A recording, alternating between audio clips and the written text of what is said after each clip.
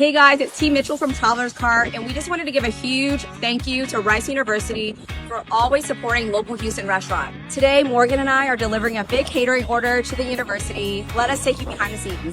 Also, this morning, we continue to follow tragic news from the River Oaks area that we first brought you as breaking news last night. A family of 4, including 2 children, found dead in a home in what detectives say appears to be a case of murder-suicide. KJU 11's Ugochi Loka joins us live from where that family lived in a home on Kingston near Avalon Place. Ugochi, how did police find out about this? Jacob and Alona, Houston police found this family dead after they say the family's babysitter called 911 for a welfare check, not knowing the horrible acts of violence that unfolded in this home across the street from where we are. If you take a look at your screen, this is video of when officers first got to Kingston near Avalon Place around 5:30 p.m. yesterday after one of the victim's sister and the family's babysitter reported they had not seen the family since Sunday night. When police went inside the home, they say they found a family of 4 dead, including a father, mother, and 2 kids. Investigators say it is a murder-suicide. They could not say if the father or mother was the one that pulled the trigger first, but we do know all 4 died from gunshot wounds. Police have not released the motive or identities of the family members killed just yet, but they do say coming across situations like this are extremely difficult for their officers. We're humans too, so especially whenever we have this situation where there's a family and small, possibly people, just families involved, it's terrible, and we don't like to see this at all. Her phone had not moved since Sunday. Babysitter called, sister called, police came. 5:26 p.m. Kingston Street, River Oaks. 4 people, gunshot wounds. The children were in their beds. 4 days before this, she had been standing in her own restaurant surrounded by 50 people who admired her. Her last Instagram post was her daughter's smile in a dress shop. No warning, no record, no note. The only person who knew what broke inside that house made sure he would never have to explain it. If this is your first time here, you are in the right place. Hit subscribe. We cover cases like this every single week, the ones that don't make sense, the ones the community is still trying to process long after the cameras leave.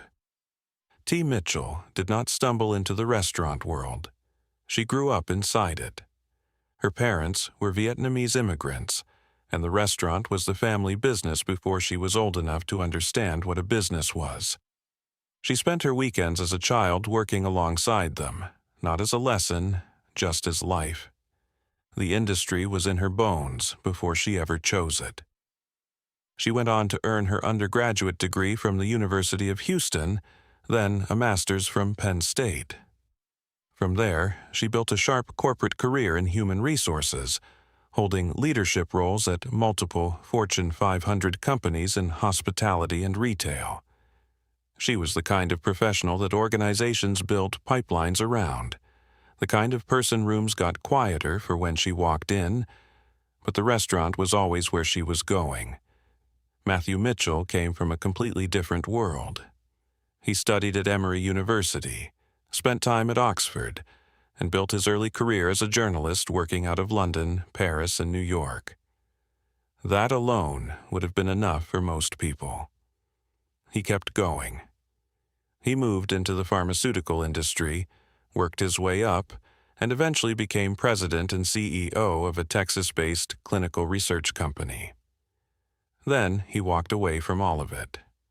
He trained at the Art Institute of Houston and set his sights on food, not as a hobby, as a second career. Most people reinvent themselves once.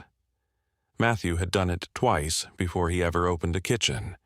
The 2 of them met around 2010. What started as a shared obsession, travel, food, the way a meal in a foreign city can tell you more about a place than any guidebook, became something bigger. They married in Mexico, and when they finally decided to build something together, they built it around the thing that had brought them together in the first place. In 2019, Travelers Table opened in Houston's Montrose neighborhood. The concept was entirely theirs: global dishes, bold flavors, food as a way of experiencing the world without leaving the table. The city paid attention fast. The restaurant earned national attention, landed on television, and became one of the most celebrated dining experiences in the city. By 2024, they had expanded. Traveler's Cart launched as their second concept. T had also stepped beyond the restaurant walls, launching a travel-inspired clothing line in 2023, because apparently running 2 restaurants and raising 2 children was not enough. Maya was 8, Max was 4. A third child was on the way. In 2025, the Houston chapter of the Texas Restaurant Association named them Restaurateurs of the Year. From the outside, the Mitchell family was not just successful. They were the kind of story people pointed to when they needed proof that building something real, from scratch, together, was still possible. The week before May 4th looked like any other week in the life of a woman at the top of her game. T hosted a Houston Restaurant Association social at their establishment. 50 industry professionals showed up. Great food, great energy. Craig Howard, the association's president, had been so impressed that he personally asked her to join their board. He would later describe her as exactly the kind of fresh, dynamic energy they were looking for. A bright star, in his words. Her Instagram that week told the same story. A video of Mathew, a caption joking that he thought they would grow old together. She added that he would outlive her because she was Asian. The people who saw it smiled. Some shared it.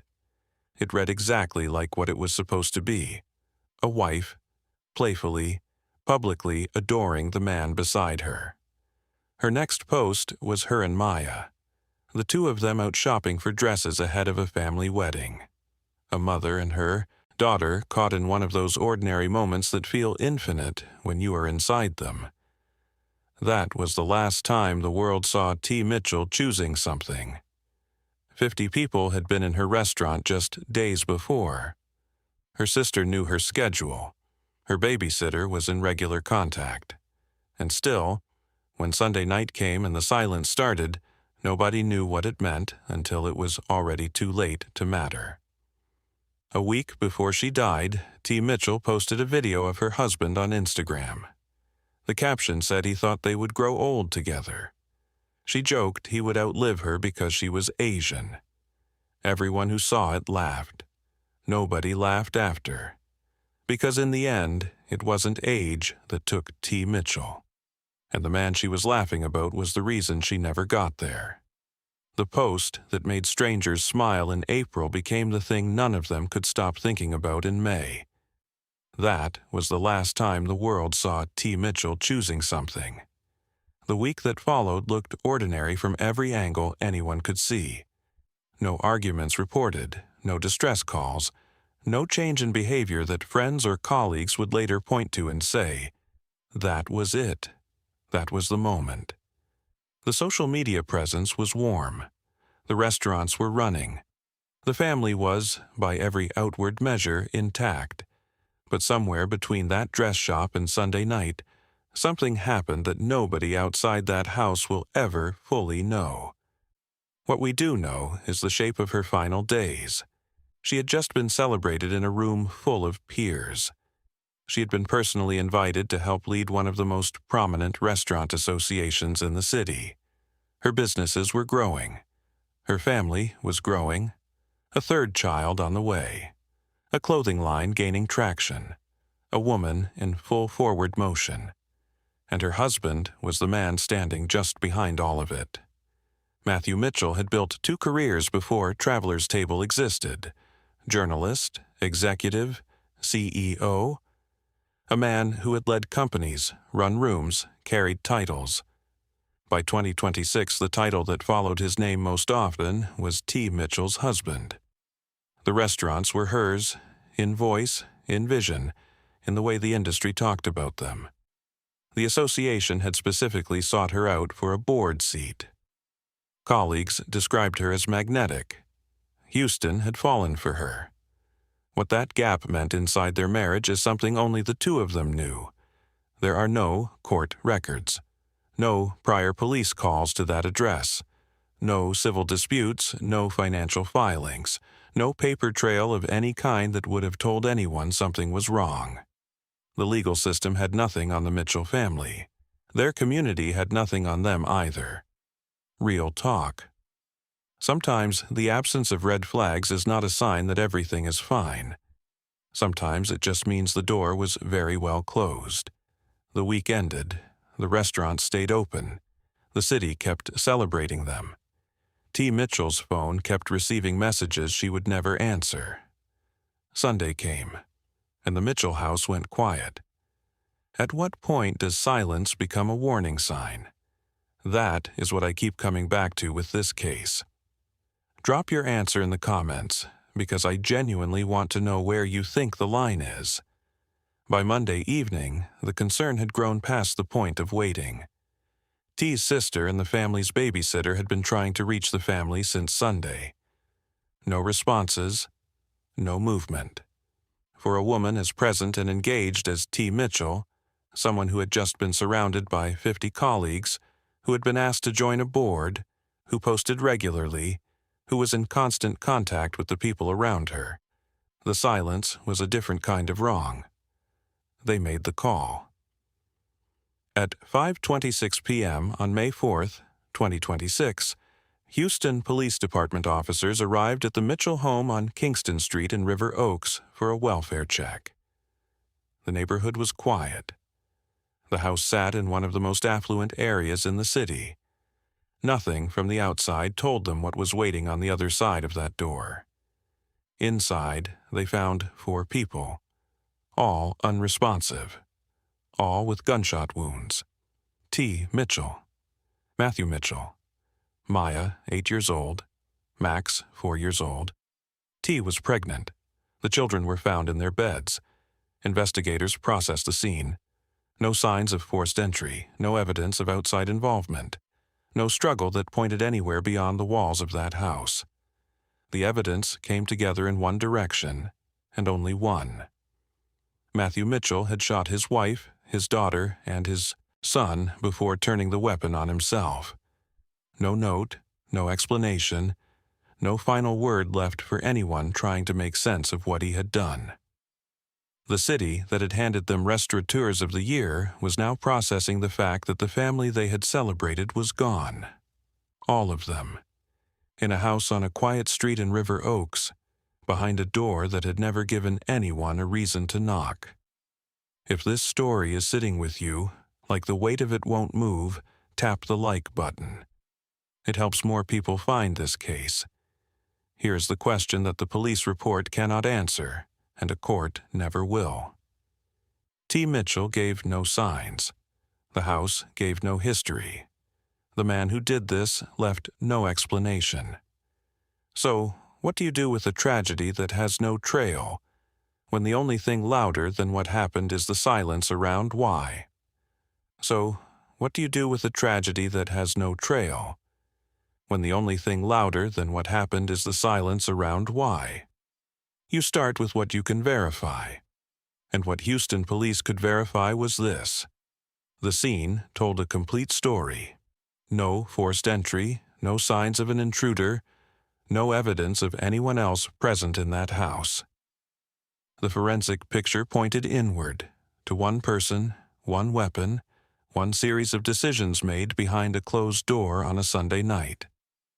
Investigators pulled the records. Civil records, empty.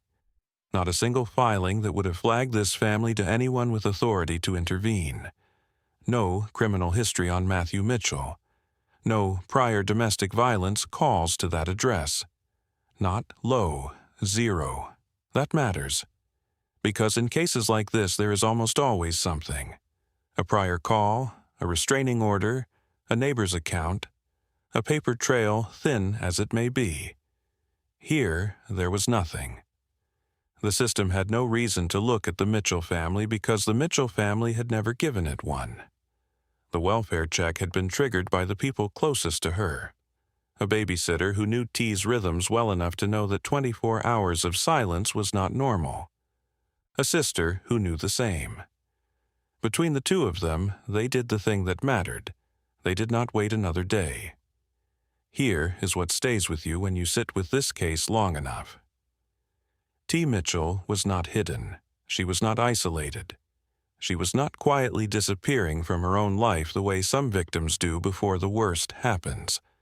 She was out in the world, hosting events, posting on Instagram, being asked to lead things, building things, showing up fully. And still, the door to what was actually happening closed before anyone could reach it. That is not a failure of the people who loved her. That is the most honest and most painful truth this case leaves behind. If you have not subscribed yet, now is the time. Cases like this one, the ones with no easy answers, are exactly what this channel exists for. Hit subscribe and stay with us. There was no arrest, there was no trial. Mathew Mitchell died at the scene by his own hand. The investigation closed as a murder-suicide. No charges filed, no courtroom, no verdict beyond the one the evidence made for itself. The doors of Traveler's Table and Traveler's Cart stayed open. The staff kept coming in, they kept cooking, kept serving, kept showing up for the thing T. Mitchell had built, because sometimes the most honest tribute is not a speech or a vigil or a hashtag. Sometimes it is just refusing to let what someone poured themselves into disappear because they are no longer there to protect it. T's sister made a public statement confirming the deaths. She shared photos, T and the children, all of them smiling, all of them full of a life that was supposed to keep going. The family asked for one thing from the public: privacy, and they deserved that. Friends described T. Mitchell the way people describe someone they genuinely cannot believe is gone. Her creativity, her honesty, her vision, the way she made every room better just by walking into it. A first-generation Vietnamese American woman who built something extraordinary from the ground up, who poured herself into her children, her community, her craft, and the people lucky enough. It was completely shocking. I didn't realize who it was or that we knew them until this morning. Craig Howard is the president of the Houston chapter of the Texas Restaurant Association. Last year, the organization awarded the couple Restaurateurs of the Year. The Mitchells celebrated the achievement on their social media pages. It's also where they promoted their two restaurants: Let us take you behind the scenes. Traveler's Cart, Traveler's Table, and a clothing line. To fellow restaurateurs, all seemed well. Chef Jazzy Benda was planning a dinner with T when he learned of this murder-suicide. She was always on her toes, doing some events and all. Planning was her perfect, that always kept her charm, and that's how she was always, from the very beginning till the end, she was very supportive to the restaurant industry. To work alongside her. Maya was 8, Max was 4. A third child never got the chance to arrive. That is the part that does not get easier the more you sit with it. And it should not.